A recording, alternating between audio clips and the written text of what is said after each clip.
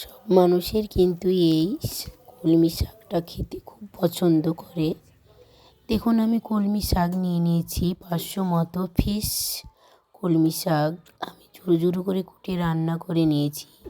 খেতেও দুর্দান্ত স্বাদের হয়েছিল। দেখুন কড়া বসিয়ে দিয়েছি, কড়াতে পরিমাণ মতো সরিষার তেল দিয়ে কালো জিরে দিয়ে দিলাম কোচানো পেঁয়াজ, রসুন থেঁতো করা, কাঁচা লঙ্কা চেরা ভেজে নিয়ে বড়িগুলোকেও দিয়ে দিলাম। ভেঙে রেখেছিলাম বড়িগুলো একটু লাল লাল করে ভেজে ব্রাউন কালার হয়ে আসলে আমি কেটে রাখা কলমি শাকগুলো দিয়ে দিলাম স্বাদ মতো লবণ। ভালো করে নাড়াচাড়া করে মিক্স করে নিলাম। তারপর 5 মিনিটের জন্য ঢাকা দিয়ে দিলাম। ঢাকা খুলে দেখব এখন আমার কলমি শাকটা কেমন হয়েছে। তো দেখুন আমার শাকটা কিন্তু নরম হয়ে এসেছে। আবার রান্নার শেষ পর্যায়ে আমার হয়ে গেছে। এবার আমি একটা বাটিতে তুলে নিলাম। দেখুন কতটা সুন্দর দেখতে।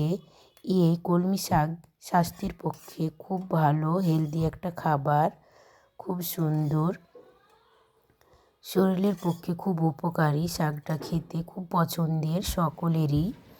এই রকম শাক ভাজা যদি আপনি পান, ভাত রুটি দিয়ে খেয়ে নেবেন, আর অন্য কিছু সবজি লাগবেই না অবশ্য।